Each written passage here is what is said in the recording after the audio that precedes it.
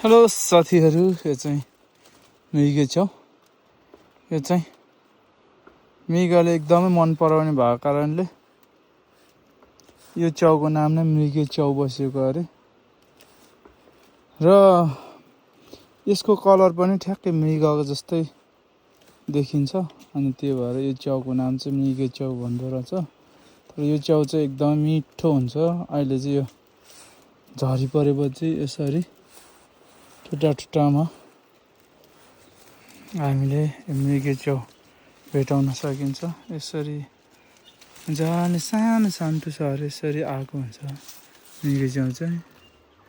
यो चाहिँ खाँदा एकदमै मिठो हुन्छ। यहाँनिर यसरी बुरुरु उम्रिँदैछ मृगे च्याउहरू, यसरी मसिनो हुँदै उम्रिरहेको छ। तर यहाँ चाहिँ हामीभन्दा अगाडि नै अरू कसैले टिपिसकेको रहेछ।